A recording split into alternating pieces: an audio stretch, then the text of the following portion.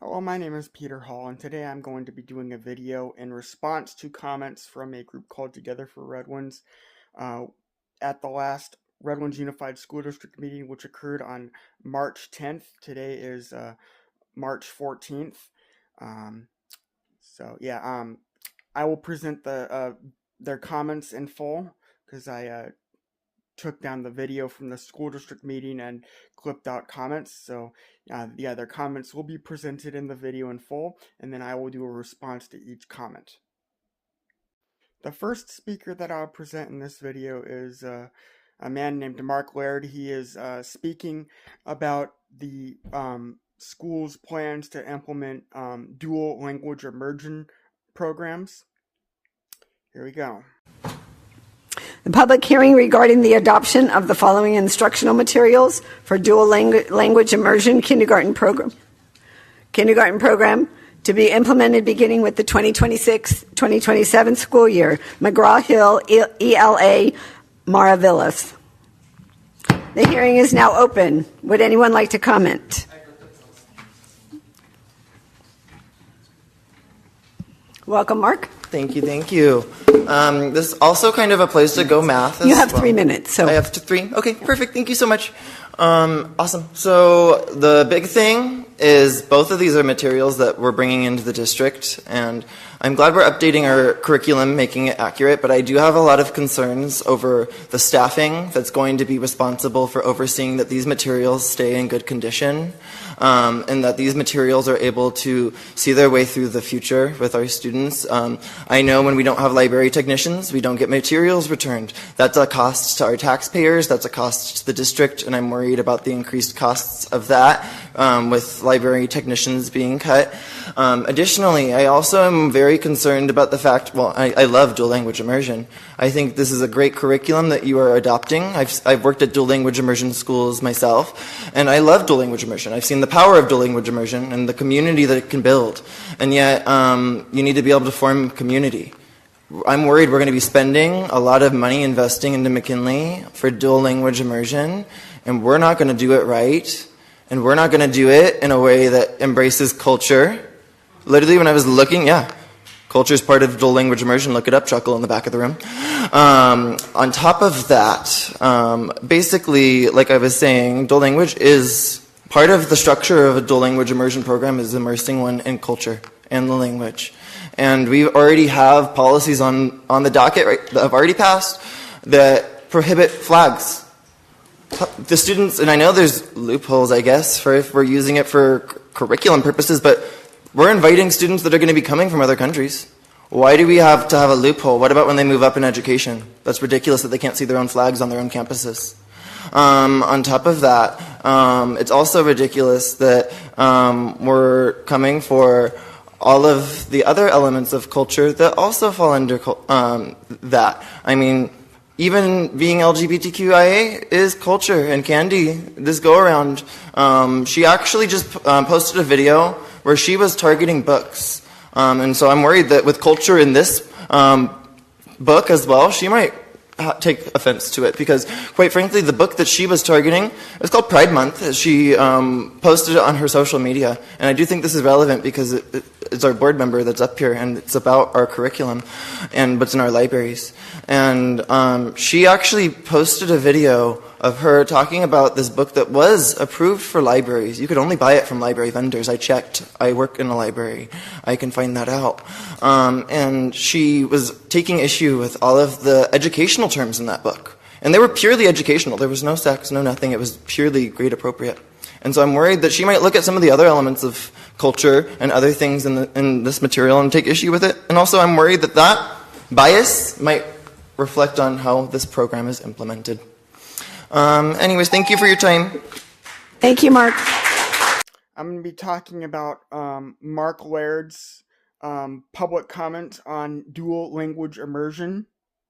The school is going to be implementing dual language immersion soon. Don't know exactly when, but it is going to be soon. And dual language immersion, I guess, is fine, but my question is, he talks about how we're going to be having foreign students. I guess they're exchange or something. I guess some of them are going to be exchange, and then some of them, I guess, are going to be living here permanently because they're immigrating from their country to America. But my question is, he says that they should be allowed to see their flags from their countries on school campuses. My question is, if you come to America from another country, why do we have to um, display your flag for your comfort? If your country is so great, why are you coming to live here? And even if you're not coming to live here, if you're an exchange student, why are you coming here to learn about America and America's culture? And we have to cater to you and show and display your flag and your culture. You're coming here to learn about us. You're coming here to live among us. Why should we have to cater to you? You have to assimilate to us. So that's my question and statement about that. And then he also somehow finds a way to tie it into LGBTQ because Mark Laird is part of the LGBT community. And he says that being part of the LGBTQ community is also about culture. And the group Together for Redlands has spent years trying to get the city of Redlands and the school district to fly the pride flag. And I don't care what anybody says, the pride flag is not equal to any other country's flag. It is especially not equal to the American flag. I do not want to see the pride flag flying on government property or on school grounds. I do not. I'm tired of this nonsense. And what culture does the LGBTQ community have anyway? I've seen all the videos, or not all, but I've seen a lot. I've seen a whole bunch of videos and read a whole bunch of articles about what you people get up to during your pride parades, especially in cities like San Francisco and stuff. Here we don't see anything too crazy because Redlands is more conservative. But in the bigger cities, when you guys do your pride parades, you have people walking around naked. You have people walking around wearing rubber dildos attached to their bodies. You have people dressed as penises. You have people dressed as vaginas. You have people dressed in bondage outfits. You have people doing all kinds of disgusting things. Like a couple years ago, I read articles about how, like, during a pride parade, people were swimming around in inflatable pools full of urine. And there was, like, I saw videos of, like, some kid, and I don't know how old he was. He looked like he was younger than 10, no older than 10, but I think he was younger. And he was twerking, he was doing the kinds of dances that you see at so-called gentlemen's clubs where women strip tease and dance on poles. He was doing that, and people were throwing money at him. What culture are you talking about, Mark? Seriously. So, yeah, if you come to America, either as an exchange student or to live here, we are not obligated to make you comfortable by flying your flag and catering to you. You come here to live with us. You come here to learn about us. If we went to your country, you wouldn't fly the American flag for Americans. You wouldn't go out of your way to showcase American hospitality. You would expect any Americans going over there, either as exchange students or to live or to work or whatever, you would expect them to assimilate to your culture. You would expect them to make an attempt to learn the language. Why is it that America and other Western European countries like Canada, the UK, Germany, France, Australia, etc., why is it that they have to accommodate foreigners, and the foreigners don't even have to show the country that they're living in respect? They don't have to show their host countries respect. They can do whatever they want and get away with it, and they're getting welfare, and they're still going around and harassing native citizens and hardly are ever being punished for it. But native citizens who are upset about what they see being done to their countries, they make social media posts and they get prison time for it in countries like the UK, Germany, France, etc. A police chief in the UK even threatened to extradite Americans who say things on social media that they find that is found offensive in the UK. This type of nonsense about multiculturalism has to stop. Another person says it later, and we're gonna get to her video clip. She says that diversity is our strength. No, the way you guys do diversity is a weakness. It is not a strength, it is a liability. And we're tired of it. The next speaker that I will present is a woman named Erica Grossman, who's speaking about agenda items before the board. I just have 2 items because one is a community input. Welcome, Erica. 17A, 17B, and 16J? Oh, yeah, 17AB combined. Yeah. Okay. Oh, yeah. I'm Erica Grossman from Area 2. This is regarding the staff's personal items. It's been a complete waste of time and resources for the school board to attempt to take away teachers' freedom of speech. We all remember that just last year, Janet made a comment that became unforgettable, that for some people, Nazi symbol is a belief. When I speak with others, they don't remember your name, but they remember you as the school board that said the Nazi symbol is a belief. Members of my family are of Jewish descent, and that symbol is frightening. It is a symbol that was used to justify the murder of millions of people. I'm not Jewish myself, but seeing that symbol still terrifies me to my core. To compare a hate symbol like that to the pride flag, which represents living people, is deeply offensive and unacceptable.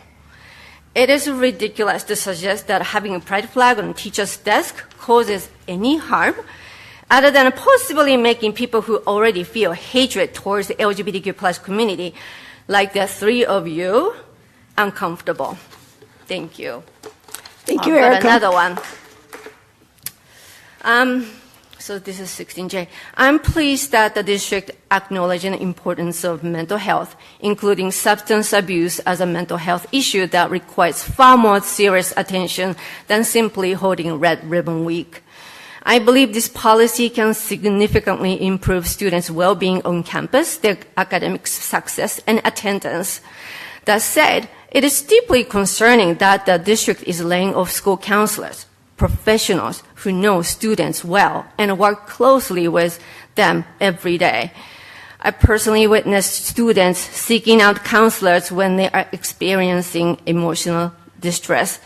By removing these vital support figures, the district is taking away one of the most important resources students have.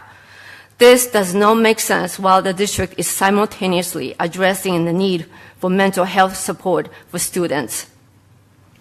I don't understand why cultural competency training related to LGBTQ plus students is limited to staff serving grades 7 and up.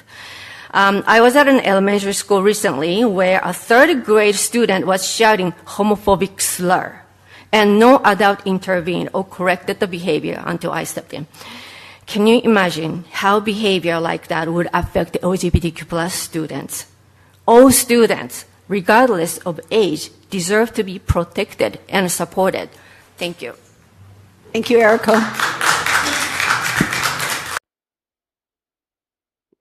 Okay, my next comment is in response to what Erica Grossman said during her agenda items public comment before the board. She was speaking about how the school board is trying to restrict teachers' freedom of speech. And I just have to say that while teachers are on school grounds and while they're engaged in the profession of teaching, they should not be worried about their freedom of speech. They should be worried about what they are teaching to their students and how well their students are absorbing and learning what they're being taught. Now, yes, freedom of speech for teachers is important because depending on the subject of what is being taught, teachers may have to talk about subjects that are unpleasant and controversial. But most subjects don't require much freedom of speech, like math and things that have practical applications. Don't require freedom of speech. They just require the teacher to know what they're doing, to know what they're talking about, and to know how to teach their students what they know.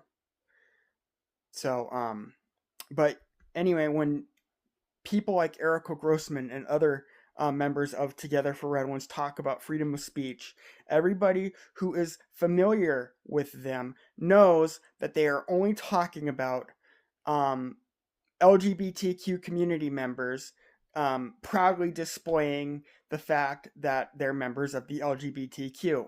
And that should not be allowed on school grounds. That should be forbidden on school grounds. And teachers who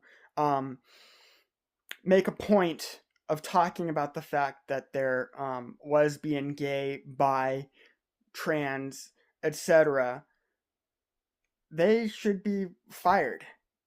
Okay? Nobody cares about your private sex life. And just keep it at home. Just keep it at home. And then the next thing she talks about is a mental health policy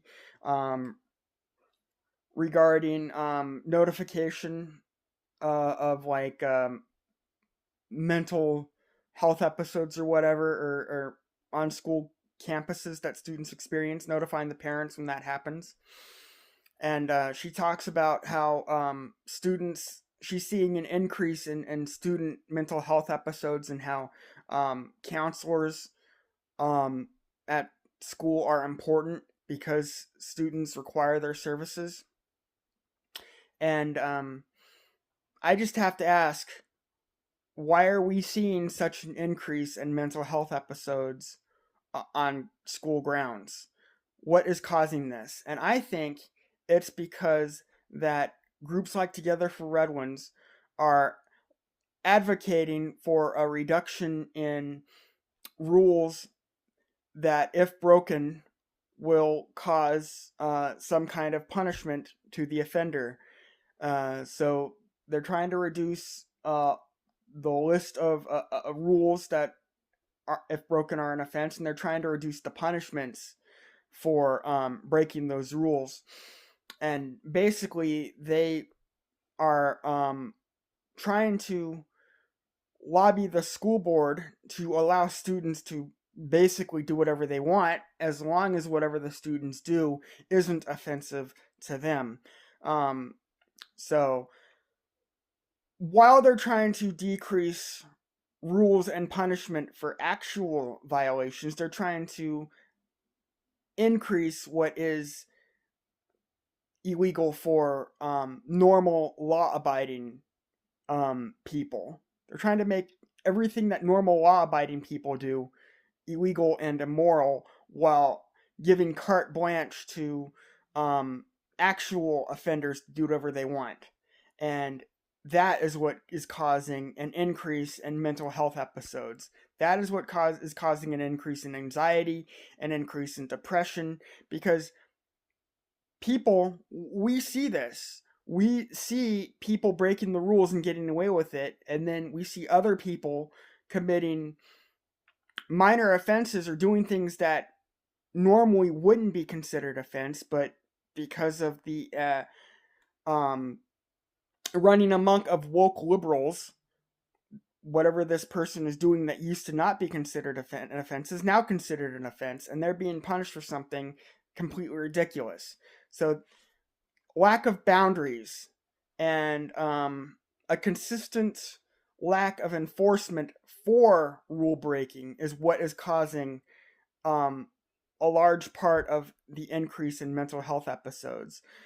These people constantly complain about how LGBTQ community members have a higher increase of mental illness than people who are not LGBTQ, and they're using that as an excuse to lobby for more support for LGBTQ.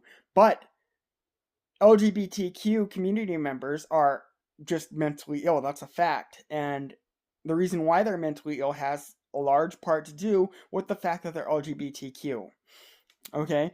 Being gay is not natural. It's just not.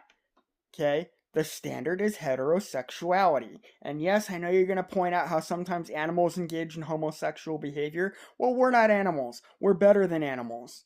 Okay? There's no reason to be gay. There's especially no reason to be trans. Okay? If you're born male or female, that is what you are. You are male or female. It is wrong to try and change your gender identity. And that is why we're seeing an increase in mental health episodes, because of the proliferation of the LGBTQ and because of the lack of boundaries and consistent consequences for rule breaking. The next speaker presented is a man named Aaron Fernando, who's also speaking about agenda items before the board. Welcome, Aaron. All right, Aaron Fernando, Area 2.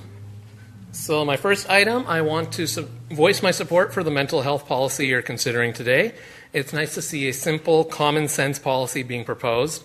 It affirms the position that parents should be notified of and give approval to their kids receiving mental health services, but still allows the mental health professional to use their discretion on whether that would be inappropriate or detrimental to the student's well-being. That should sound reasonable to everyone here. No one is being forced to exclude parents. In fact, the primary goal is to include parents. But if it wouldn't be in the student's best interest, then the mental health professional has the option to delay notifying the parents while meticulously documenting their reasoning and contacting appropriate agencies if necessary. So once again, kudos. It's nice to see common sense winning for once. All right, and my second item, I just wanted to say I support you approving the agreement between the RUSD and RTA regarding your ceremonies and observations policies. It's the least the board can do to make it right for their teachers after passing a disastrous, poorly thought out policy. Regarding some arguments against this agreement, I just want to point out that some viewpoints absolutely should be shamed. A pride flag absolutely should let students know that bullying LGBTQ students in the guise of just expressing their opinions is not allowed. A sign saying everyone is welcome here will actually offend some people who want to exclude people, such as anti-Semites, and I say good, offend the anti-Semites. They should be afraid to voice their closely held beliefs in the classroom. Just because the horrid beliefs happen to be mainstream Republican talking points doesn't suddenly make them neutral. And I hope all the snowflakes melt down because of my colors. Thank you, Aaron. Okay, so my next comment is about Aaron Fernando, and he spoke on two items before the board. The first thing he spoke about was a mental health policy, which is about mental health professionals who evaluate students. They will be given discretion on whether or not to inform the parents of their findings regarding their child. And Aaron Fernando defended this. He said that they're not. He said that his and others' intentions aren't to exclude parents. Their intentions are to include parents, but mental health professionals should have discretion to decide whether or not to inform parents about their child's mental health situation if the mental health professional believes it is not in the child's best interests to do so, and they have to document that and contact the requisite authorities and stuff like that. But he claims that this is not meant to, like I said, he claims this is not meant to exclude parents. It is meant to include them, but that they should be that they should be kept out of the loop sometimes. Anyway, I have kept up with politics and laws that are being passed in California and around the country.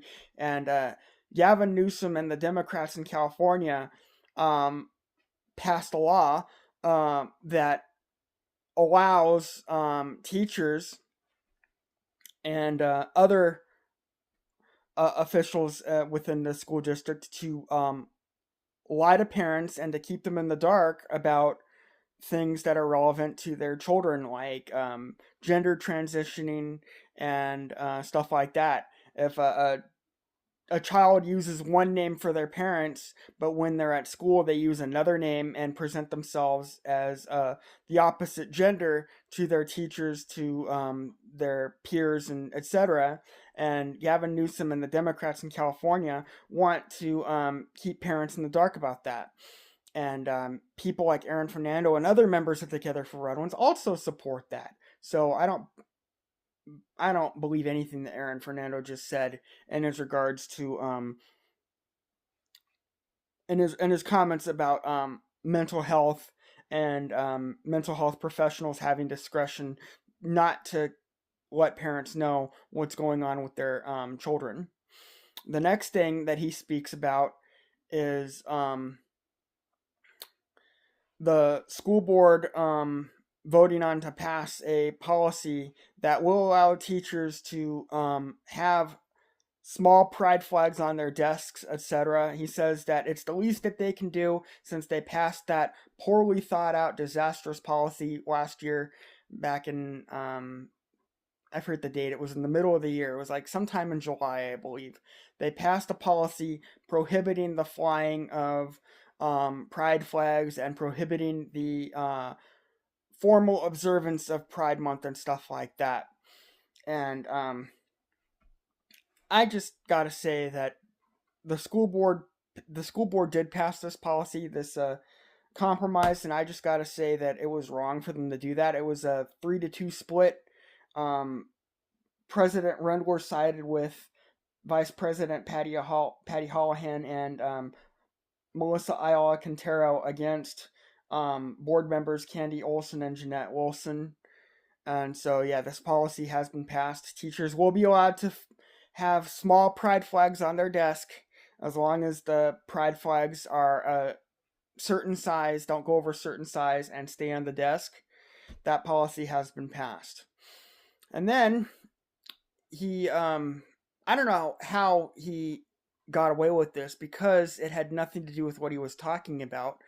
But he started, he kind of went off the rails a little bit, talking about how, like, certain ideas and certain things that people say should be shamed. He said that the anti-Semites, people who I guess don't like the Jewish people or whatever, should be shamed. But lately, anything that anybody says that is in disagreement with what, like, anybody can say anything that can be considered anti-Semitic. Criticizing someone like George Soros, who is ethnically Jewish but not religiously practicing the faith of Judaism, if you criticize him, you can be called anti-Semitic, even if nothing you say against him has anything to do with the fact that he is ethnically Jewish. But just because the fact that you are criticizing him and he is ethnically Jewish, you can be considered anti-Semitic. So, yeah, he just kind of went off the rails towards the end of his comment. And he said that the pride flag should be allowed to let LGBTQ students know that they're represented and that they belong and stuff like that. And he said that he hopes the people who are against the LGBTQ and stuff like that would melt down because of his colors. I didn't even really see the colors that he was wearing. But yeah, schools should not advocate for LGBTQ on campus, nor should they be allowed to advocate for other minority groups, like racial minority groups. I mean, because like, are white people allowed to are straight white people allowed to advocate for themselves on school campus grounds? No, they're not allowed to do that. So why should LGBTQ people be allowed to advocate for themselves? Why should racial minorities be allowed to advocate for themselves? And also, point of fact, so-called racial minorities globally are not minorities at all. White people are the minority. We make up less than 8% of the total global population, but we're considered the majority. Meanwhile, people who make up over 90% of the global population are considered minorities. What kind of sense does that make? The next speaker presented is a woman named Catherine Appleby, who's speaking about agenda items presented before the board. Next, we have Kate Appleby with 2 items, followed by Valerie Tabor with 3 items, and Mark Laird with 14 items.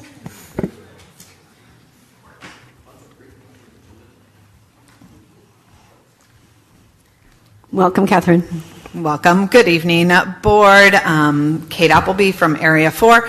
My first item is Businesses Services Consent Item 13J. This is the Memorandum of Understanding with Workforce Innovation and Opportunity Act. I read through the entire thing. I just have a question, hoping someone can get back to me with it. In Exhibit C, it lists the AJCC Partner Services chart. It lists at the bottom of that chart all the districts that they currently work with. RUSD is listed. However, on the available services, RUSD is not listed as receiving any of those services. So I'm a little confused about, one, why we're not listed. I'm assuming it might be because we haven't signed this yet, but it seems weird that they would put RUSD listed. The whole thing is confusing. But again, it's buried deep in this MOU. Additionally, what services will our students be receiving? Like, if we're not even on the services list, it's hard for me to know what services our students are going to be receiving. Again, just a question on that one. My next 2 items are 16I and 16J. So the board policy and the administrative regulation for mental health. First up, on the policy in paragraph 10, it is at the end of the very first page. It states that all certificated employees serving students in grades 7 to 12 will participate in at least 1 hour of cultural competency training to support lesbian, gay, bisexual, transgender, queer, and questioning individuals as other differences. And I was just wondering if this was the state-mandated PRISM training that was supposed to start this year, and I don't actually know if any local district has done it. The training is provided by the California Department of Education and can be readily found on their website. And then to the administrative regulation under Section 5, Protocols for High-Risk Pupil Groups, there is the following paragraph. The district staff who oversees the mental and behavioral needs of students is responsible for coordinating implementation of these group-specific referral protocols. In collaboration with the Director of Special Education, Foster Youth Liaison, Homeless Liaison, and school site administrators. 2 paragraphs down, it talks about collaboration with school-employed mental health professionals, county health, mental health agencies, and community organizations.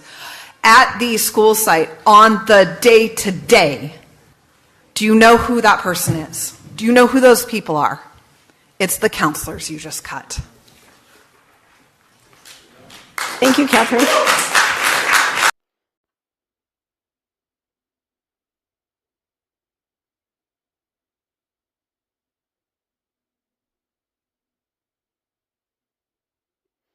Okay, so my next comment is in response to Catherine Appleby's agenda items public comment, and there's only one thing that I really want to talk about that she talked about, and that is she was complaining about how California state law requires teachers and mental health professionals to have competency training in administering to LGBTQ youth between the ages of 7th and 12th grade. And if you're still in public education up until you graduate high school, you should not be concerned about your sexual orientation, okay? When I was growing up, I'm like almost 40 years old. I didn't even really know what being gay was until like I was like in high school, and I had almost no concept of what being trans was until I was out of high school. When I was out of high school, that's when I finally started figuring out what being trans was and stuff like that. So teachers and mental health professionals, this is ridiculous that the state of California requires them to have competency training on how to deal with LGBTQ youth between the ages of 7th and 12th grade.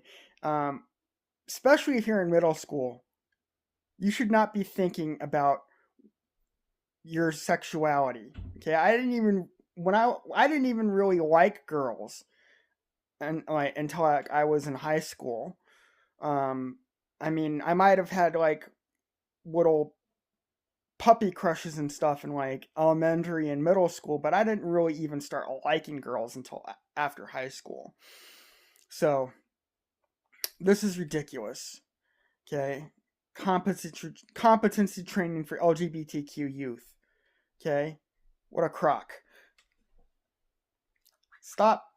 We need to stop advocating for LGBTQ youth. Okay, just let kids be kids. Okay, stop trying to put them into these ridiculous labels. Okay, just leave the kids alone.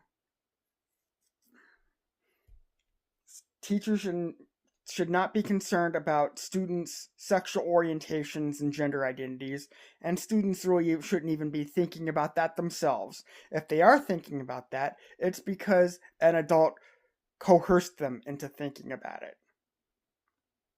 The speaker presented is a woman named Valerie Tabor, who's speaking about agenda items presented before the board. Welcome, Valerie. Thank you. So my first item is, if I can remember what my first item is.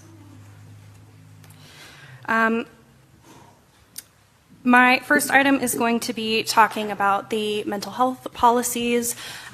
Similar to what Ms. Appleby just brought up, I am curious about what does cultural competency look like, especially when you are obligated to have specific referral processes for these vulnerable populations. Are you going to have culturally appropriate processes, especially for our queer students, given the way that y'all treat them currently? So I would just like to bring that to your attention and hope that you will actually have experts in the field come in and tell you what does cultural competency look like, because there is a high crossover with LGBTQ youth and our homeless and foster youth. So they are extremely vulnerable population, and they do need culturally competent care. As well as the rest of them, obviously. If they're needing counseling, they need culturally competent care, regardless of whether they're queer or not. My second point, because that's the end of my first one, my second one is regarding the Bridges grant. I just wanted to voice my appreciation and encouragement that you are looking for grants to support our students. I am curious about how you are going to be staffing the grant. If you are making all of these changes and you are using this grant to provide wellness centers at 3 sites, what does it actually look like to staff them? Because you just cut our counselors. So I'm just wondering how you're actually going to do that. Is that for our academic case carriers? Is there somebody else that's going to be staffed there? Because I think it would be a real shame to use this grant, this free money, and have no one to staff it now that you've upgraded the facilities. So just want to put that on your radar too. My last point has to do with, of course, our favorite topic tonight, the flag policy. Aren't you tired? Aren't you tired? I'm tired. I'm tired of talking about these damn flags. And we told you it was a waste of time. We told you it was a waste of time. And yet you wanted to push it through anyways. Are you enjoying fighting with the union? Are you enjoying that? I'm not. I think this is a waste of time. I think you should be spending your time as our representatives figuring out what the hell's happening with our money. I think you should be looking in how to reduce the rifts. I think you should be focusing on things that actually matter, like literacy and math and chronic absenteeism and suspension rates. Not whatever this is. So, since we know that the flags are really just it's the tip of the iceberg, right? Like, even if you decide that you want to keep fighting, there will be pins, there will be posters, there will be things that are not flags. Can we be done with this? It's just a waste of all of our times. So please pass this resolution, keep the dang flags. Thanks. Thank you, Valerie.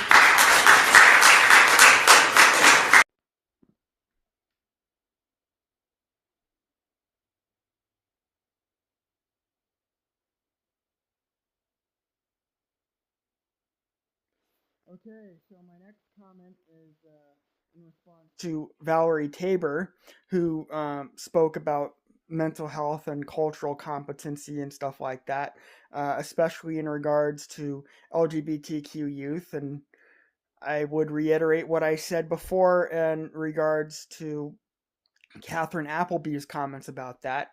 Also, I would ask, because she says that everybody who requires mental health deserves culturally competent care. And I have a question. What kind of culturally competent care would a straight white man like me be entitled to if I required mental health services? You accused the school board of denigrating LGBTQ people, LGBTQ students and staff on school campus, and just because they're not flying the pride flag and they're not observing Pride Month and stuff like that. We literally have, but other than that, I don't see any denigration of the LGBTQ community. But I do see denigration of the straight white population, especially the population of straight white males. You literally have a Senate candidate running around saying that because he's white, he carries the virus of racism and white supremacy within him, and that he has to daily contend. He publicly says this. He says he has to daily contend with the fact that he's white and male. He has to contend with his masculinity. And what do you think? Seeing public officials like that running around denigrating themselves for being white, what do you think that an effect like that has on members of the straight white male population? What do you think that has on them? So what kind of culturally competent care do I deserve and I'm entitled to as a straight white man? Is it being told that I'm responsible somehow for like slavery and segregation of the African American community? Is that it? Is it being extorted to use my white privilege to help so-called racial minority groups and to help the LGBTQ? Is that the culturally competent mental health care that I'm entitled to? And then the last thing I want to talk about that she says is she asks the school board if they're tired of fighting about the pride flag policy and the observances policy, pride observance policy. She says, I'm tired. Aren't you tired? This is all just a waste of time. Well, if it's a waste of time, why did you and other members of Together for Redlands, why did you spend like almost the last couple of years fighting to have pride flags flown on school grounds? And before that, why did you fight City Hall to have the pride flag flown on city property? If it's a waste of time, why did you do that? Because it's not a waste of time. Because you want to control public discourse. You want to control public cultural, how you want to control how the city and the school displays cultural icons. You want to control which cultural icons get displayed and which don't. You want to control which speech is allowed and which speech isn't. That is what you want to do. So, yes, in answer to your question, I'm tired of this bullshit, but because you won't give up fighting for it, I won't give up opposing you. You guys started the so-called culture war, not people like me. And because you started it, I'm not going to stop fighting you over it. The next speaker presented is Mark Laird. He's already made an appearance. He was the first speaker in this video. He's speaking on agenda items presented before the board. He actually filled out 14 agenda item cards and spoke for 25 minutes in this video segment. He likes to spam the board a lot. Welcome back, Mark. Thank you. All right. The first thing I'm going to talk about is 13A. I'm noticing Measure D on this. Remember, we voted on Measure D, Michelle, and I'm not very impressed thus far with how this year has gone since I voted for Measure D. Our kids need it. I know our kids need it. But right now, with the financial mismanagement in this district that has become very public, under your leadership, I think selling something that, even though it's as needed as Measure D is right here, we can see how many projects it's doing right now. Like, half of this list is Measure D. And right now, the public is not viewing us favorably. Yeah, I'm not viewing, that's right. I don't know who you're talking to, Jeanette. My neighbors are not viewing y'all favorably. My neighbors that remind you are in Michelle's area. She's up for re-election. Nobody that I've talked to is viewing this district favorably. And I know there's some people, they're on the fringes, y'all. You need to go meet people out in the real world. Because I'm telling you right now, $47,950 for construction at McKinley. And the whole reason I can tell you why you're doing that is so that way you can make your DLI school successful, because it needs to transition into a TK through 8 to make that a thing. And if you fail, like I've told you, you are likely going to fail at making DLI successful under current policies. If you fail at making it successful, that's $47,950 that we've spent, and not all of it's going to be wasted, but come on. And the fact that there's this many items on the agenda tonight for repair means that this was pushed off to the point where students weren't safe. I saw moldy tiles that made me vote for Measure D.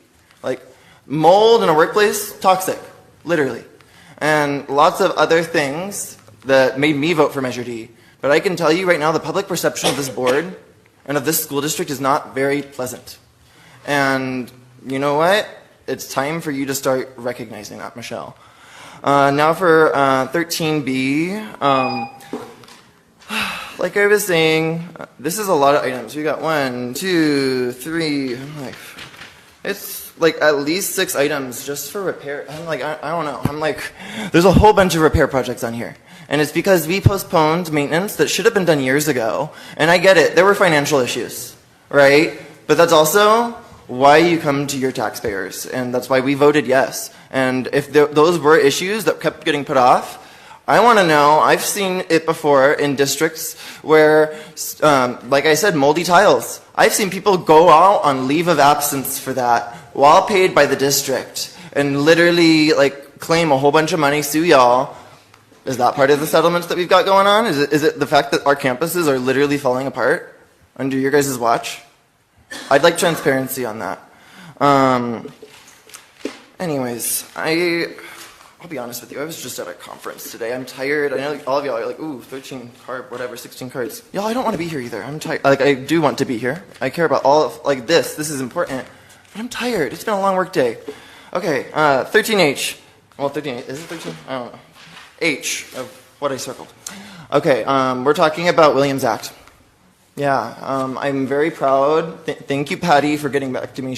I had asked for what the results of the December Williams Act's finding was, and fortunately, this go around, we had no results. You had library staff this go around. You are not going to have no results next year. especially when students don't return their texts, don't return their materials, damage those materials, and then there's nobody to inventory those materials. Who does that? Your library media technicians, the textbook clerk at the high school that you're laying off. Yeah, she does that, or he does that, or whoever it is that's there does that. I wish I knew them. They're probably pretty cool. And I'm really worried that next year when Williams comes around, we're not going to do this well. And one, that's because of student success. Two, that's because that's a very expensive thing to not do well on, is Williams compliance. They will ensure you are compliant, and they will keep tracking you down every year to make sure that you are compliant. And so I'm urging you, you need to look into what is the cost of library staff versus the cost of getting out of compliance with the Williams Act. Have you done that calculation? I'm very worried that with no library staff to look over our instructional materials, make sure they're in good condition, make sure they're ordered, who else on campus is going to do that? And if you tell me one of the many, many other people that's already taken on more job responsibilities because y'all can't get it together, then that's ridiculous. That's not a priority for them. Assistant principal? Oh wait, we've laid off most of those. Other assistant principal, they're now busy doing the other duties that the other assistant principal was helping with. Principal, they don't got time. I genuinely want to know who's going to be ordering materials for your schools. How are you going to maintain Williams Act compliance? Any answers? No. Okay, let's see. You can start my time, don't worry. I know I'm like hemming and hawing. Okay, let's see. Donations. I didn't even read through the list of donations, but I'm sure most of them were laid off. A lot of them. And also, even if they got a thank you this go around, RTA was just up here saying that y'all undermined there was some compromise here on negotiations, but he said it himself. Cost of living did not make the advances it needed to this go around. That means next go around it better, or you're losing qualified educators from this district. And right now, with the way costs are going, lawsuits, other things, I'm not seeing a future where right now we can keep the staffing that we need to keep, and I'm really worried about it. Like, genuinely, Michelle, I'm worried. And I know, you think that I'm just up here half the time just wasting my breath so that way I can make you mad. No, I do it because I care about kids. That's why I'm here. Shocker, I'm an educator that cares about kids. And no, I'm not here to indoctrinate kids. I'm not here to do any of these things these other weirdos that have sexualized children are claiming that we're here to do. I'm here to support my students regardless of who they are, meet them where they're at, and support them every step of the way. I wish I could say the same about this board. And like I said, right now, like, a thank you card's nice. A paycheck is what pays the bills. Thank you cards aren't going to keep your staff. Get it together. All right, now, K. Let's see, yeah, K. Congratulations, Shannon Nelson, new payroll manager. But I'd like her to calculate for me how much overtime we've spent, especially on that flag policy that Val was just talking about. Like we said, it wasn't going to be a success. Truly, we are basically at the point now where my desk would be just fine, and I'm happy about that in Redlands because it should have been. That's my culture. I should be able to represent my culture in my own desk. And many people are up here being like, oh my God, they're sexualizing the children. You're sexualizing the children. A boy handed me a little sweatband with Patrick from SpongeBob SquarePants on it in first grade. I had no idea what sex was. It's love. I felt, ooh, warm feeling inside. I have a crush. And anyone that's worked with kindergartners, first graders, how many of them walk around, oh, that's my girlfriend, oh, that's my boyfriend. We correct the behavior, right? But people are struggling because it's true. Like, literally, like, work with the kids. Like, that's we're not sexualizing the children. Okay, we're not. I don't know where or what any of the public is watching or hearing in order to come to that conclusion. That's not something that's happening. Okay? But what I am seeing is a board that's constantly passing policies that go against my own culture, and a board that has inferred that my flag is of only sexual nature rather than of culture. Even candy, like I said, that library book, let's go back to that. I wish that I could have had it here today. If I could have gone to Barnes & Noble and bought it, girl, I would have. But guess what? I had to make sure that it was transferred from San Diego through a public library because it's only available within the library setting because it's a material that's appropriate for libraries. Yeah, and when I looked it up, had reviews, met tidal wave best qualities, all the things, and was grade appropriate, girl. So that felt like a clear target to me when you were saying that that was all about sexualization rather than people who love other people. All right, that was kind of passionate. Oh, and congrats, Shannon. L, let's see. You can leave at any time if you don't want to hear me, crowd, thank you. Approve in accordance. Okay, we'll pass that one. I don't know why I circled it. Sorry about that. Now, let's go down to, okay, M. Yeah, I remember why the last one I had it circled too, but I'll just combine them, L and M together. So basically, I'm seeing board payment reports, and I wanted to remind the public that the board voted to increase their salary by $1,400 a month. Multiply that by whoever's on board. Think about how much that's coming out of taxpayer dollars. You now make $1,900 a month. Most board members that I know make about $400. What's up with that? Like I said, I'm paying attention and I'm very, very concerned about the financial integrity of our district. And for you to be laying off essential staff, nurses, counselors, all the things while giving yourself $1,400 a month. What in the world is going on? And I'm going to get to wellness centers in a moment. I know y'all normally like to tune me out. Yeah, I opened the wellness centers in my district. You should be listening to me for those parts because I've got a lot of feedback for you. And one of the things that I can tell you is if we can't afford to pay for counselors, we can't afford a wellness center. You're going to have a room with underqualified staff because any of those risk protocols that y'all had in that little mental health thing, yeah, those require counselors or administrators. You cannot have a wellness aide do it. How do I know I was a wellness aide? And you know what? There were times where we didn't have appropriate staffing and it put me in some very compromising positions that honestly, I wouldn't want y'all opened up to liability. It's not a smart move. So, maybe next go around don't vote to increase your salary when we're facing such budget shortfalls. It's really not a good look. All right, 14A. 14A, what's this one? Oh, it's a financial report, yeah. Once again, layoffs of all of our counselors and support staff when, the budget said that we actually were certified as positive and that we could afford to pay for the next 3 years worth of, or was it 2? I'm sorry, it's been a long night. Don't misquote me, look it up. However many years worth of that stuff, right? Okay, but reframing.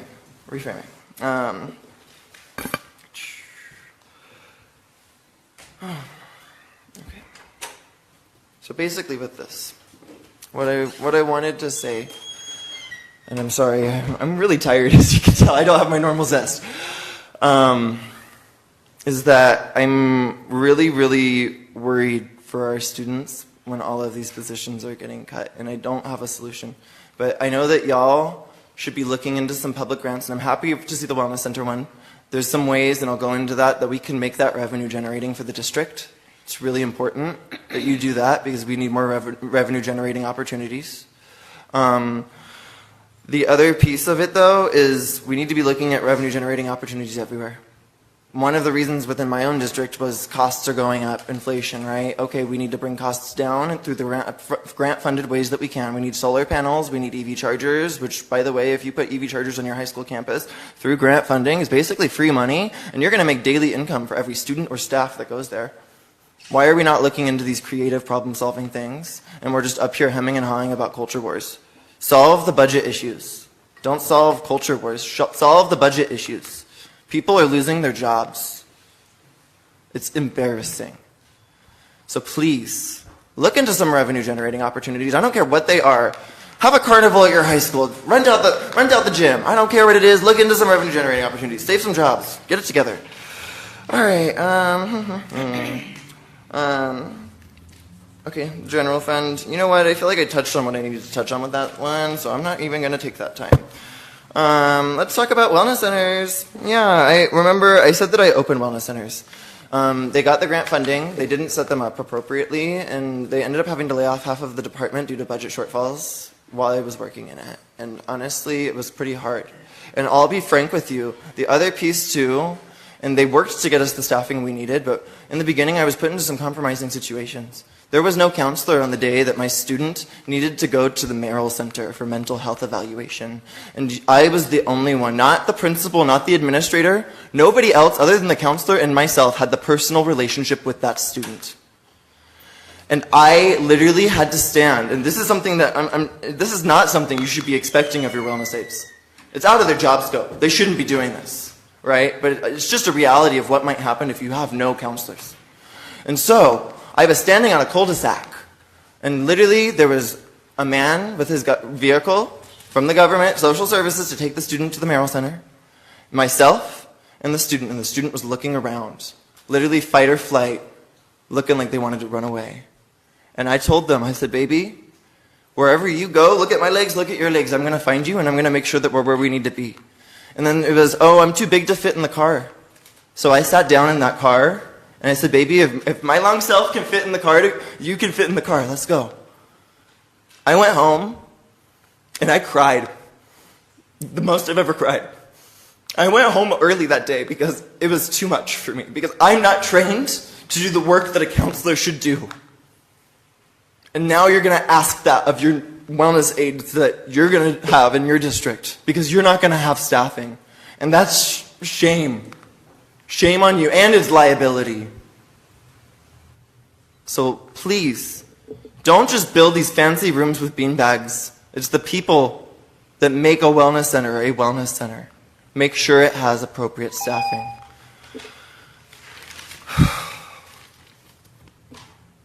Neuropsychology care.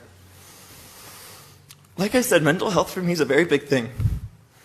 And I've seen the differences this type of care has had for my students, so I'm grateful to see it on our agenda tonight. So, I know I don't give thanks to the board very often. Thank you for that. But, like I said, I am still very worried about our students receiving the appropriate care under current staffing conditions, even with this neuropsychology agreement. And so I really urge that one of the ways through the Child, Youth, and Behavioral Initiative that my district was able to make things revenue generating was by making services billable. That took extra counselors though. It took interns, it took support services, it took a whole team, y'all. But soon that department will be revenue generating, able to bill for services through private medical insurance. That's a great thing. That's something that we could see happen here. As you're building your wellness centers though, I encourage you, don't make the same mistakes that we made. You need to make sure you have a confidential locking space, or you're going to have to seek extra funding. It won't meet counseling needs, it won't meet Child Behavioral Health Initiative needs. Please make sure that that happens for the kids. You also need to make sure that you have the appropriate staffing that is needed. And so I think I've spoken enough on that. Please also address that. Now, G. I think every teacher or an educated professional, educator in the room with me, when they hear the word PLC, wants to cringe at this point in time. I'm going to be honest with you. PLCs have been drilled up the wazoo, and in a time of budget shortfall, I wish I had the number right now. I remember when I was looking through the agenda at home, my jaw dropped at the amount of money that we spent on this out-of-state conference in Arizona to teach our teachers and district staff. Honestly, I wonder how many were district staff versus frontline teachers. Professional learning curriculums. Those happen here. We are the professional learning curriculums. And yes, I understand every now and then we need to go seek out professional advice. But the amount of money that we spent on this, I really want, and I don't know enough information, but I want to know if it was worth the investment. Because it was a decent amount of money in a time when we need to be cutting things. Things like out-of-state travel. Things like hotel expenses, things like conferences, and I hate to say it, I am the first one to sign up for everything of professional development. Heck, I was just at a conference today, right? Learned a lot, lots of great resources and things to bring back to my students. But I'm telling you, if we're really truly not able to afford basic staffing, and I know that y'all don't consider it basic, but to me, in this day and age with our children in crisis, like y'all have talked about, like we have a youth mental health crisis. I'm not making this up, all the experts agree, right? The basic staffing that y'all are trying to cut back to is not going to meet the needs of today's kids. It might have met the needs of previous kids, but under full inclusion, post-COVID world, all these new variables, this is not going to work out.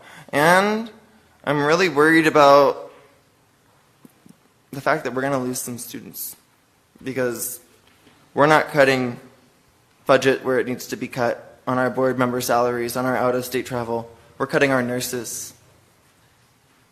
That's pretty sad. All right. H. Okay, McGraw-Hill. Yeah, our kids are struggling a lot with math, and so I think it's important that we adopt some new curriculum. I don't want them to go through what I went through when I was a student, where, I'm not kidding you, in my district they didn't adopt new history textbooks for so long that George W. Bush was president, all the way through when I graduated. Like, literally, the kids never saw Obama in their own textbook. And I know some of y'all would have been happy about that. Not up here, but, you know. But that's kind of sad. And so I'm happy to see that we're putting that investment in our textbooks. The one thing that will happen if we don't invest in our textbooks is our textbooks are going to get out of date. And then we're going to have to buy copies of books that are back-ordered. And that's a lot of money to do. When your books go out of print, you have to, because Williams Act compliance, you have to literally scrounge for the last copies available at other schools that are getting rid of the curriculum and pay markup for that material. So I'm really proud of you guys for finally adopting some new math curriculum. But like I've mentioned, I'm worried that we're going to spend all this money on new curriculum, and we're not going to be able to keep it because we don't have staffing to ensure that it's kept in good condition, that it is returned in a timely and appropriate manner.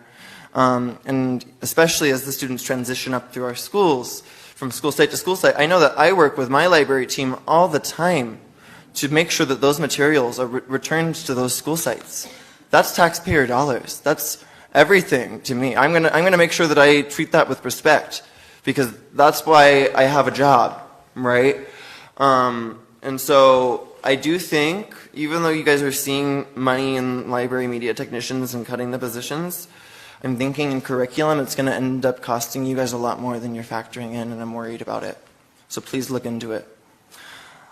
I feel like I've already talked enough on the dual language immersion one, so I won't take that time. The mental health one, thank you. Thank you for some of it.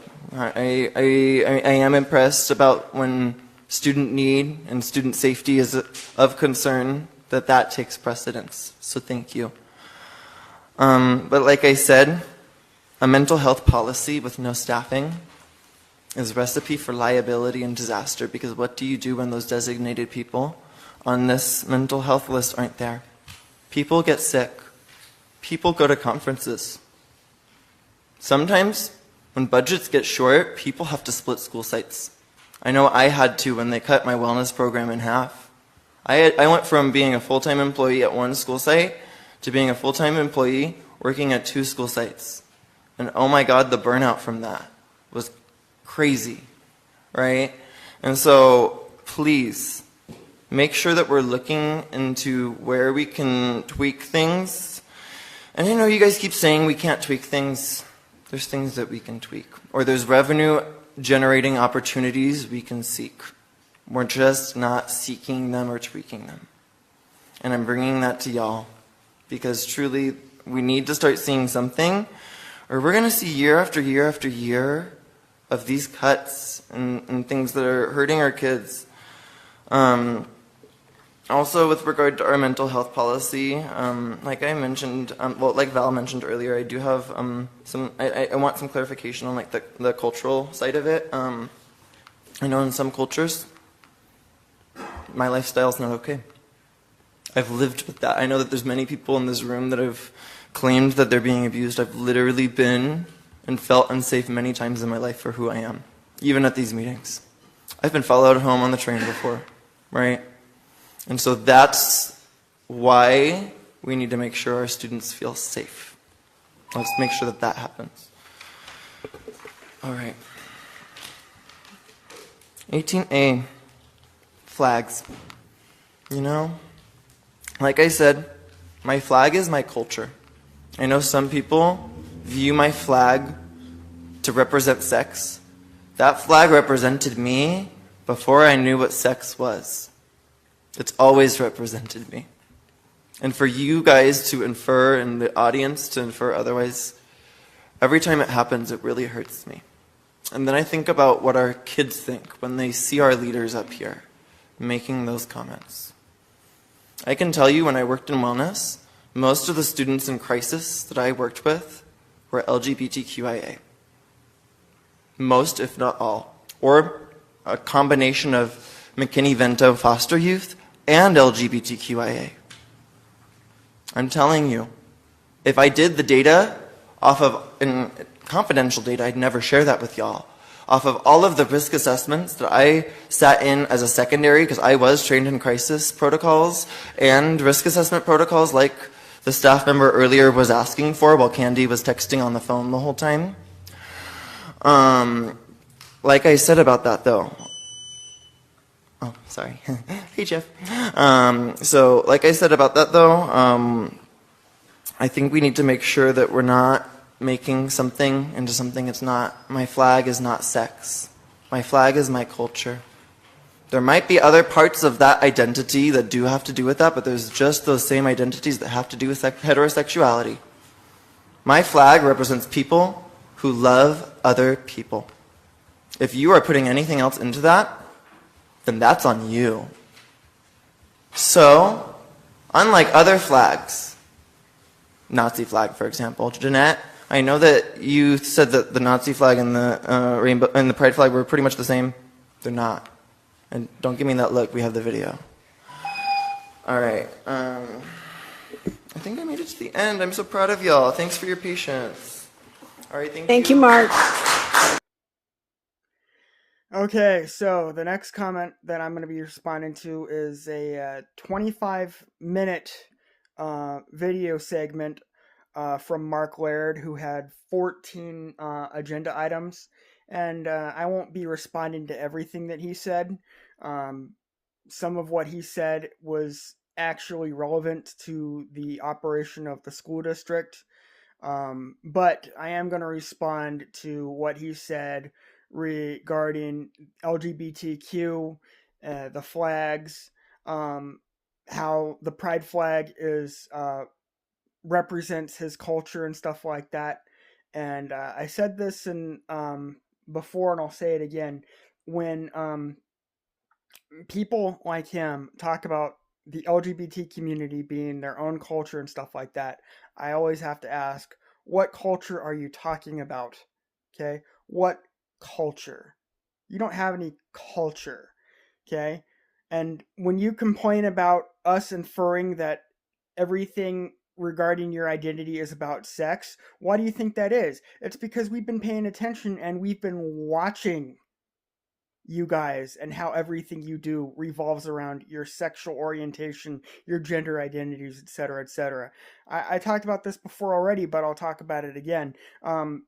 Your pride parades, especially in the big cities, we have seen, and we've read articles, but like several years ago, I don't know how long ago this was, but like a couple years ago or whatever, there were people that were swimming around in inflatable pools full of urine, okay? And they were doing that in public. People during your pride parades walk around dressed up as giant penises, giant vaginas. They have dildos strapped to their bodies, okay? Is that culture? What kind of culture is that? We don't want to see that, but because of equal representation and pride and celebration and stuff like that, we have to put up with it even if we don't want to. And you don't just want us to tolerate you.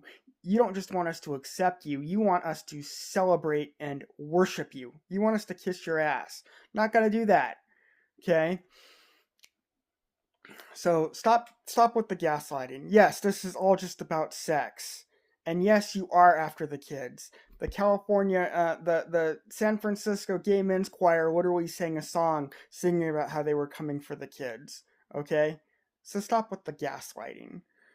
Stop telling us that if we think these things about you, that's representative of our perversion and our moral, and our own immorality.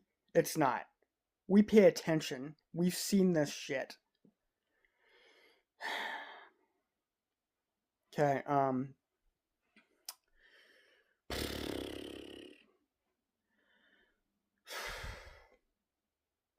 so I guess that's all I have to say in regards to what Mike Laird just said in that 25-minute video clip of him.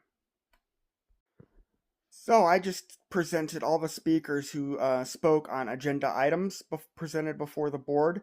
The next presentation of speakers will be speaking on, will be doing general public comment.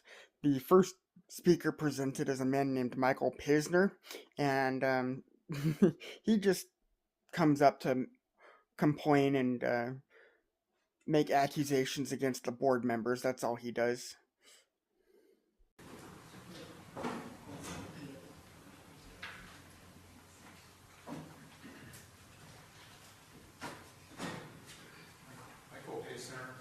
Miss Olson, can you actually look at me?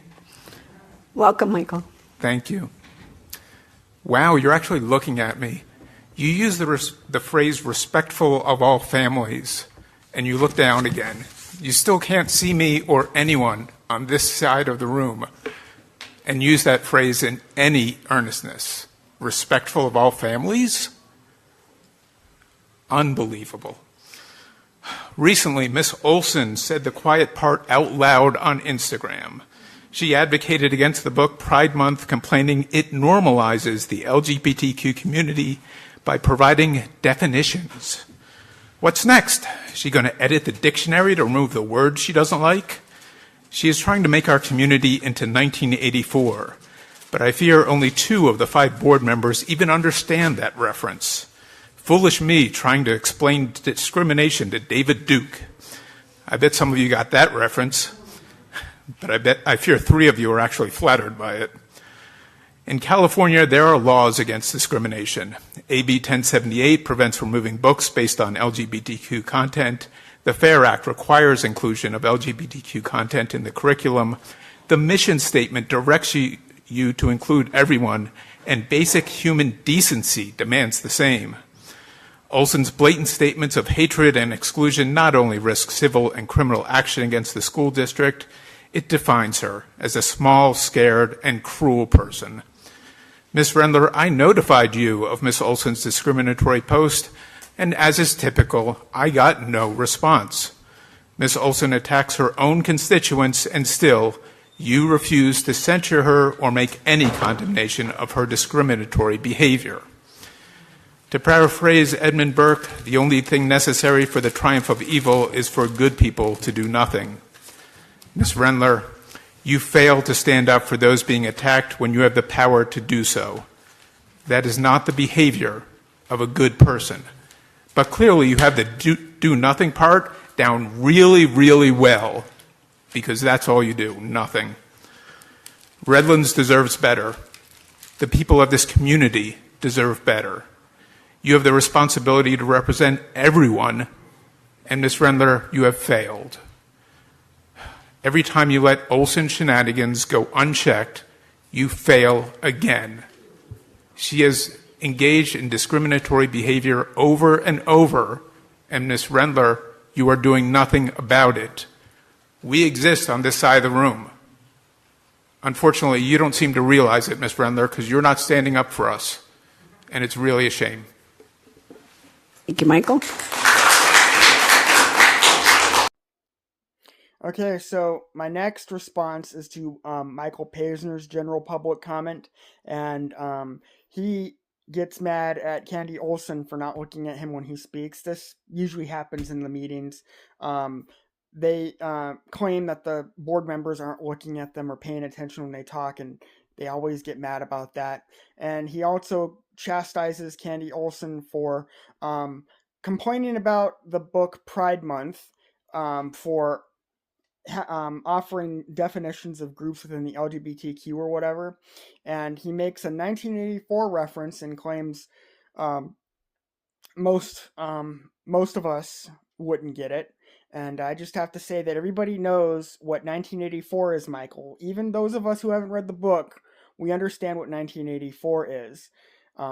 Big Brother's watching you, blah, blah, blah.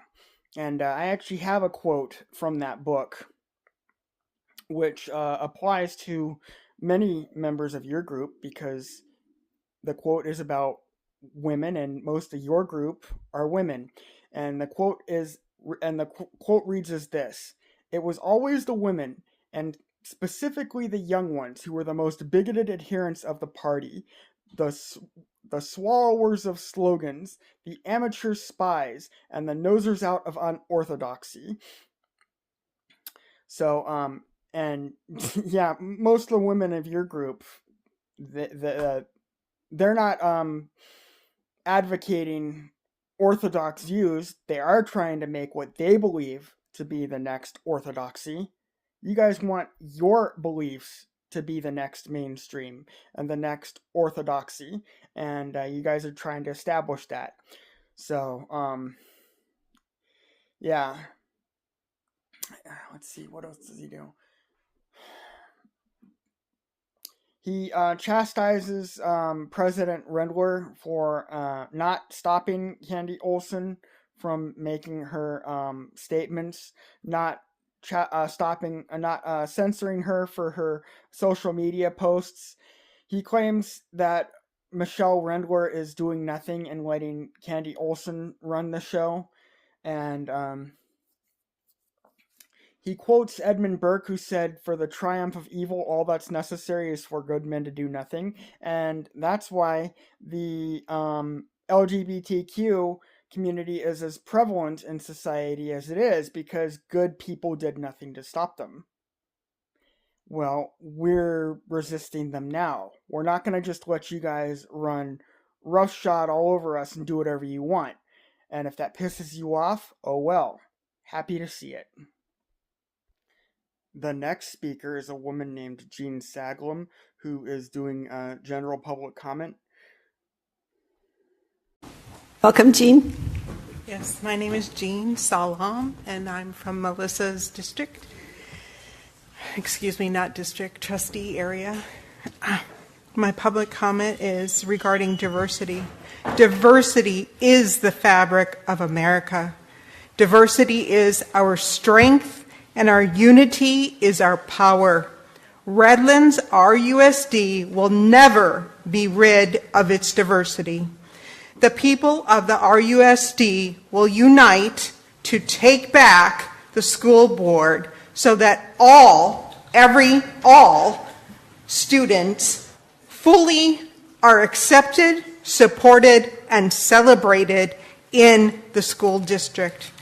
The people united will never be defeated. Your neo-Nazi colonization is not welcome here. Thank you, Jean.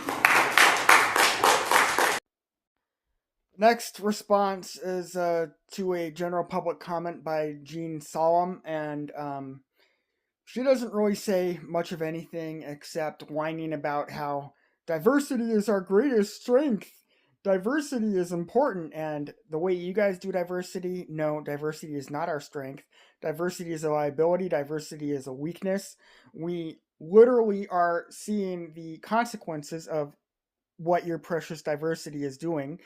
And like in New York, we had a near terrorist attack where a couple of people put together a bomb, which thankfully didn't go off, and threw it in the middle of the street.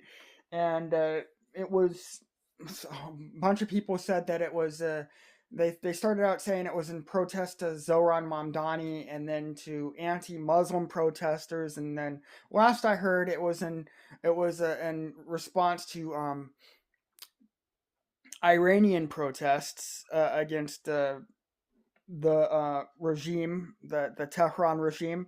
Anyway, so yeah, and the funny thing is that the bomb was thrown on the back of an idiot like Eugene. He was talking about the importance of diversity and stuff like that, and some Muslim asshole used him as a springboard to throw what could have been a bomb into the middle of the street. So yeah, no, your diversity is not welcome here. We've seen the consequences of your diversity. Countries like Canada, the UK, France, Germany, Australia, etc., they're suffering from the consequences of your diversity. Your diversity is nothing but code for less white people and less straight men. That's what your diversity is code for. That's what you want. And you said that the people will unite to take back the school board. Yes, we will unite. We will unite against Together for Redlands. We will unite against people like you. Okay, we don't want you here. You people are a disgrace to civilization. Yes, a disgrace to civilization. Everything you people advocate for is weakening Western civilization and weakening humanity. It's weakening humanity. And we will unite to stop you. The next speaker is Erica Grossman, who has spoken before, but she's speaking again on general public comment. Welcome back, Erica.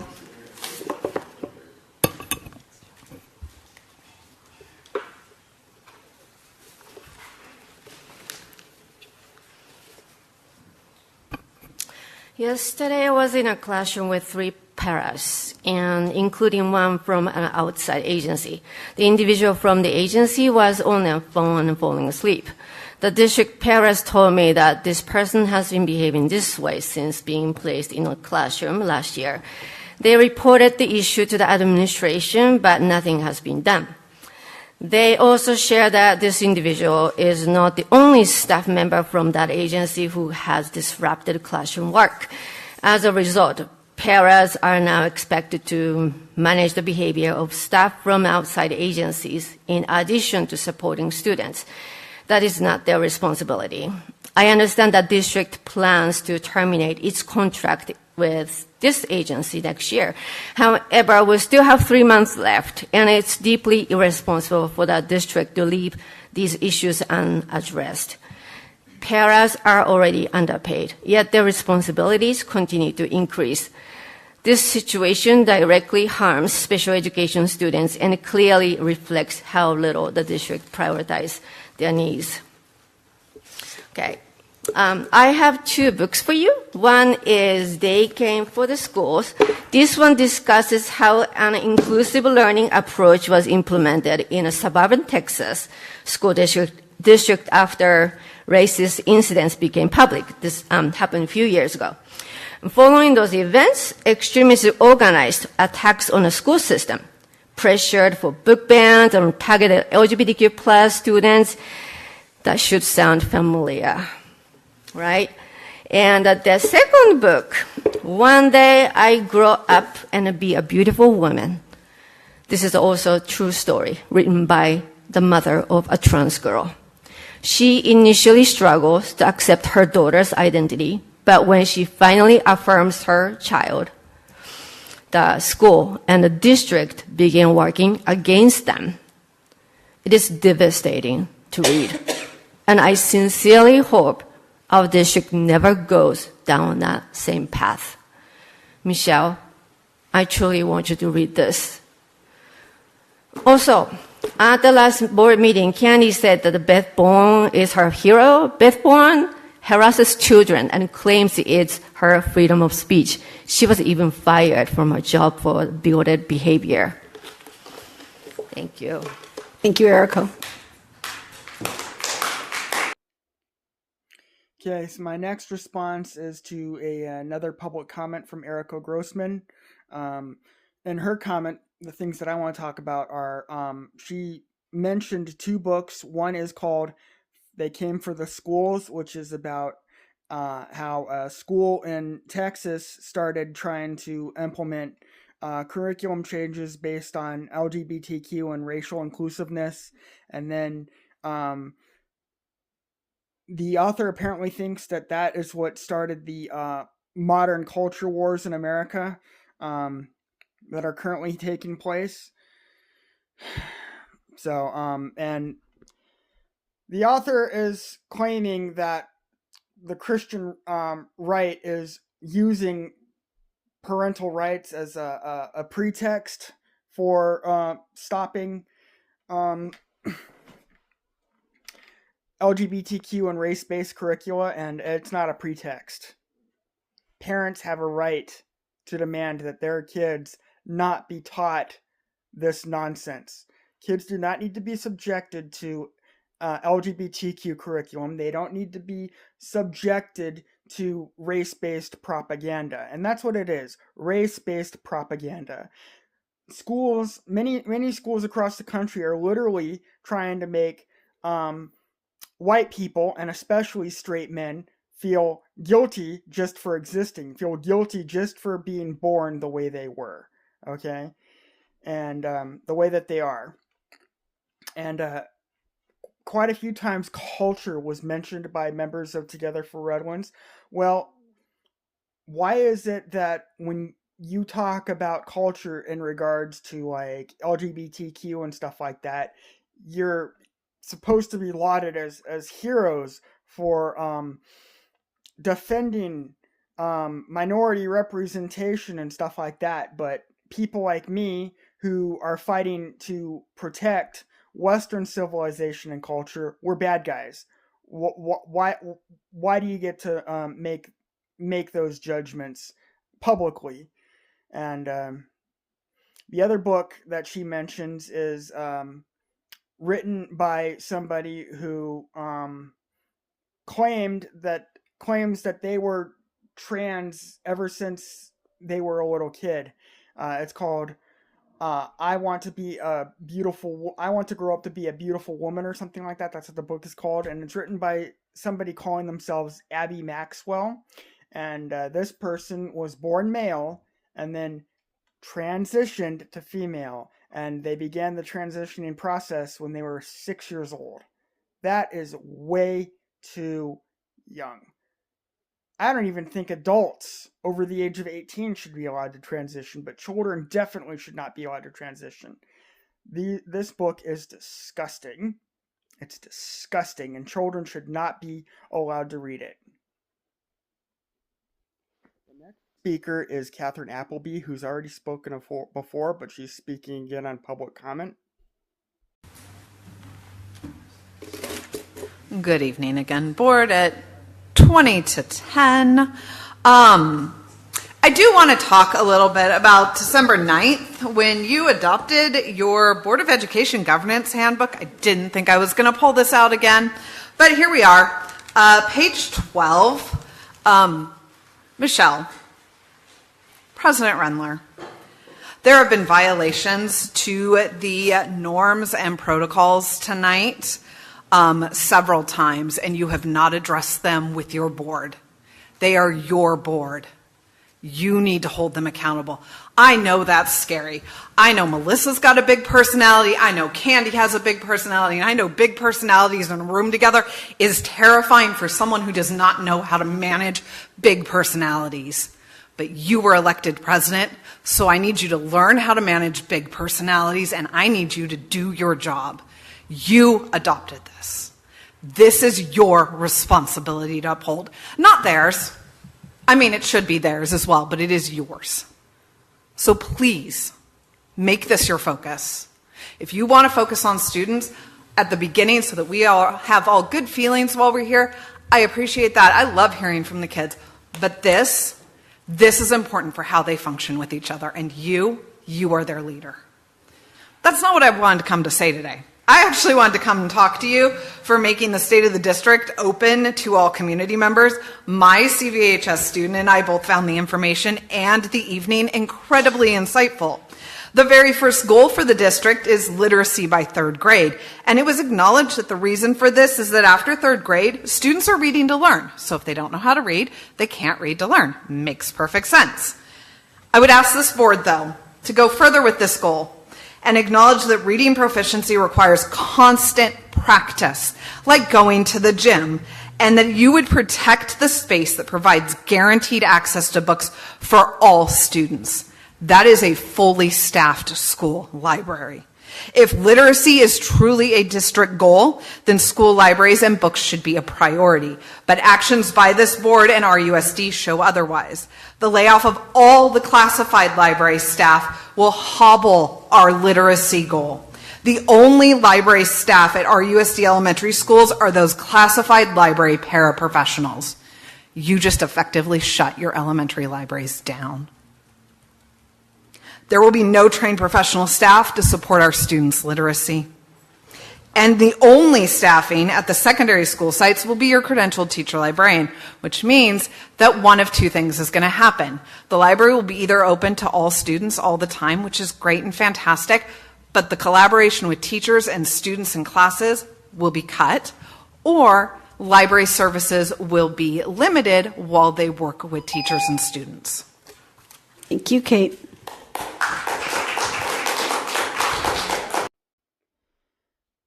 Response is to a comment from Catherine Appleby, and she accuses President Rendler of numerous violations that were committed on the RUSD meeting for March 10th, 2026. She doesn't say what those violations are, but she says that numerous violations were committed at the last meeting. And she references the board governing handbook, which was adopted last year on December 9th. And so Catherine, more explanation on what violations were committed. She accuses specifically Michelle Rendler of not governing the board properly in relation to other board members like Candy Olson and Melissa Ayala Quintero. She says that both of those women have big personalities and that Michelle Rendler needs to learn how to manage them. But it's funny that she mentions those women because Candy Olson is one of the board members that is leading the charge against groups like Together for Redlands, and Melissa Ayala Quintero is one of the board members that is friendly with that group. The other is Patty Holohan. She's friends with Together for Redlands too. And the only opposition to the to groups like Together for Redlands are coming mainly from Candy Olson and Jeanette Wilson. President Rendler usually sides with them, but as is the case with the compromise that allows teachers to put pride flags on their desks and stuff, she sided with Melissa Ayala Quintero and Patty Holohan. Anyway, Catherine also talks about the school laying off library staff and paraprofessionals, and claims that's going to hobble the libraries and stuff like that. Complains about how students will have limited access to books, and we all know what books she means by that. LGBTQ books. We all know. The next speaker is Valerie Tabor, who has spoken before, but she's speaking again on public comment. Welcome back, Valerie. Thank you. First of all, I think that it is really disrespectful to staff that the layoff emails came today at 5 p.m. with less than an hour before the board meeting. Perhaps that is not the intention, but it felt disrespectful to many staff because I'm hearing about it. If you didn't want that, it makes the appearance that you didn't want them to be here angry at you. So maybe plan that a little bit differently next time. Preferably not at 5 p.m. That'd be great.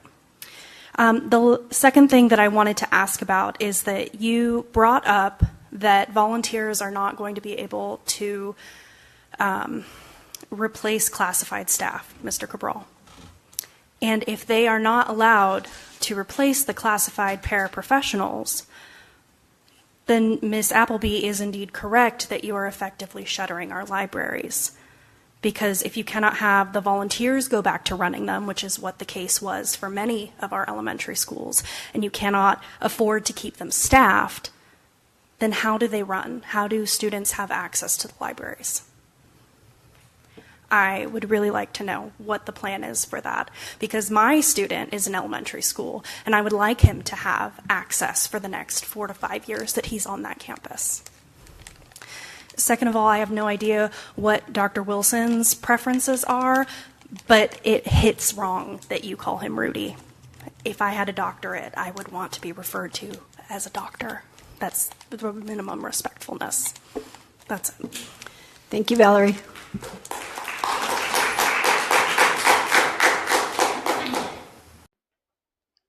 The next speaker is Valerie Tabor, and she's spoken before. I really don't have anything to say about her comment, but it is included in the video. She briefly mentions the libraries and wonders how the school is going to staff the libraries, especially because Superintendent Cabral said that volunteers won't replace any of the paraprofessionals who have been laid off and removed.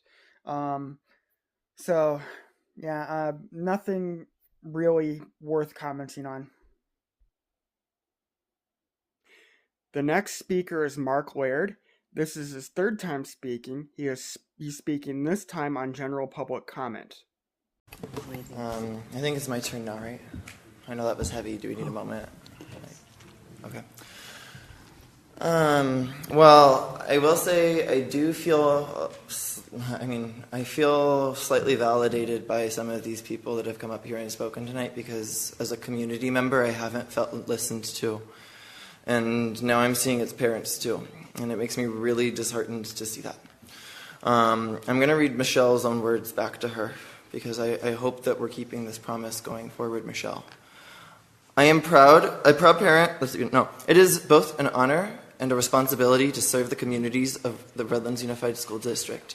As a board member, I have successfully and actively listened to all stakeholders in our district. I'm a stakeholder. I don't feel listened to. Many parents don't feel listened to. Have worked hard to represent their concerns. You are my representative. I feel tonight, one of your votes, you heard me out. I could see it. And so I'm grateful for that, but I'd like to see more going forward, Michelle. And have set policies that include their ideals, grounded in the best interest of all. Grounded in the best interest of all. When I look at the statistics for my LGBT students, and I wish I had them pulled up right now, I got distracted.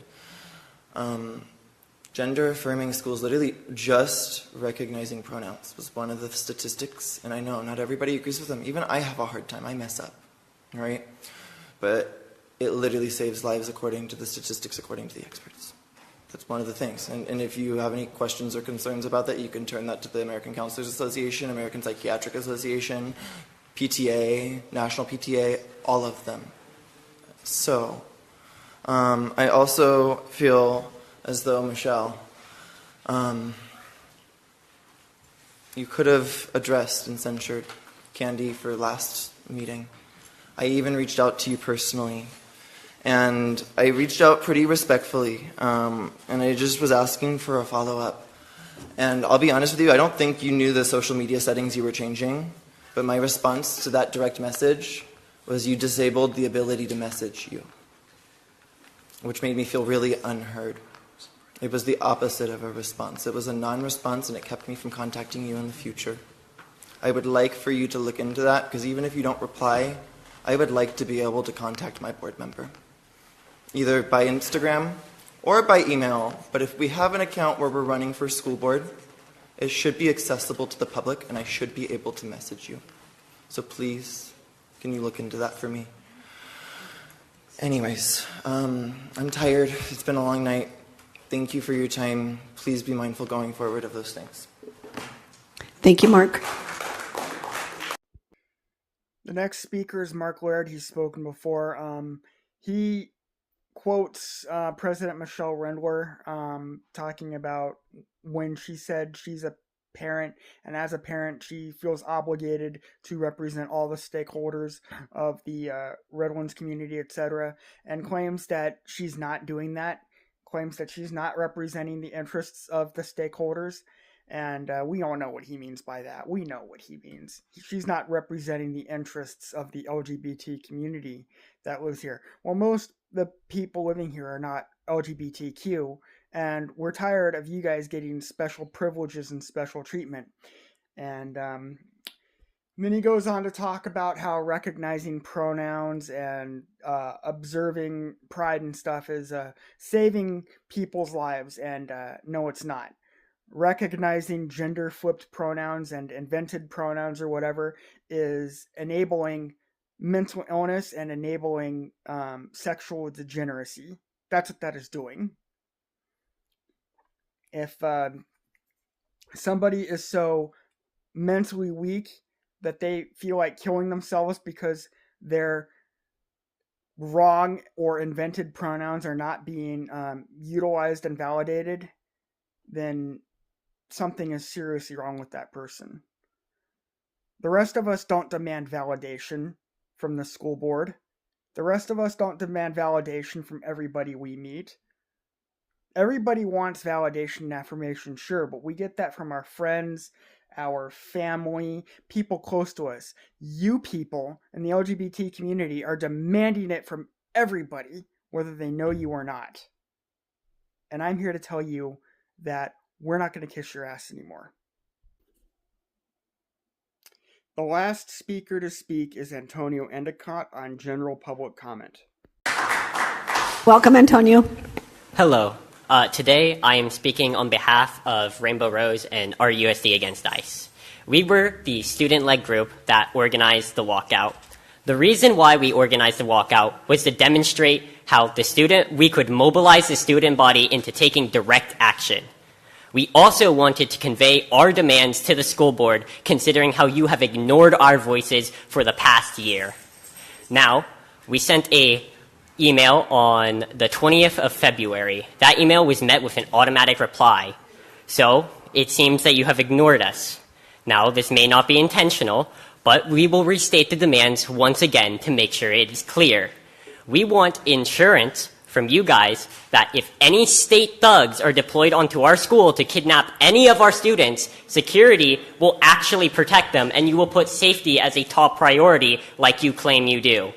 Our second demand is that there is a rescinding of all the discriminatory policies you have put forth, as they only serve to put marginalized communities, such as the queer community, in harm's way. Again, that is not safety, that is putting people in danger. Now, I want to go on a personal note. I want to thank Dr. Wilson for his work earlier today, correcting the statement and keeping on track. But I also want to say, it is disgusting how we sat here and let someone do great replacement theory and white man's burden and no one called it out. Keep in mind, these conspiracy theories were literally created by Jeffrey Epstein, the pedophile. So I'm going to say this. You are so representative of the Epstein class. You allow children to be molested, you allow children to be raped, and what have you done for it? We saw that man wait 4 hours to yell about how his kids were molested, and you sat there and gave him no answers. That is fucking disgusting!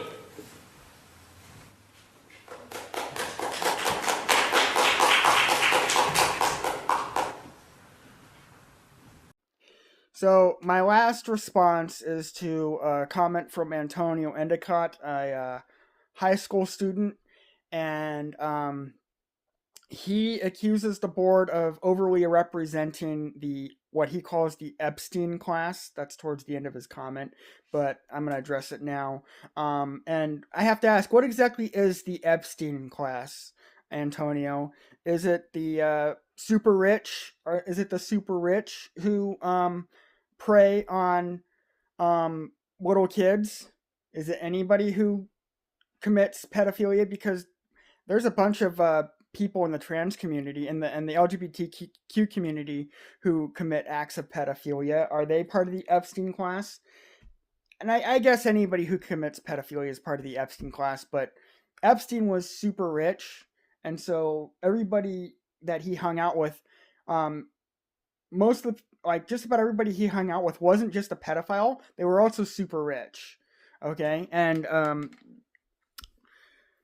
while there are plenty of pedophiles who are not rich, Epstein didn't hang out with them.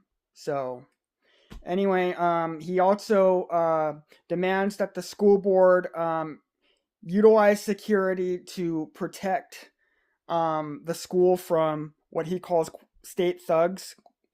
He's talking about ICE and any student who is living in America illegally. I feel sorry for them because their parents put them in this situation, but they need to be deported back to their home country.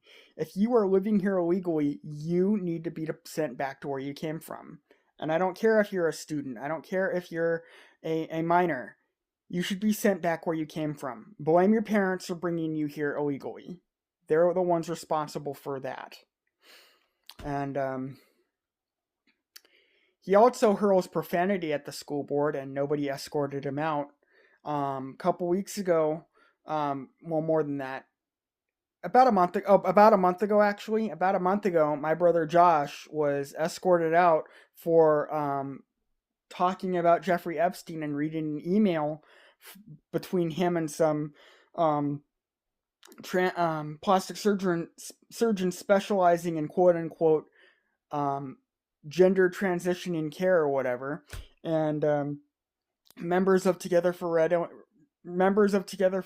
made a stink and got him removed. But Antonio Endicott here threw profanity at the school board, and nothing happened to him.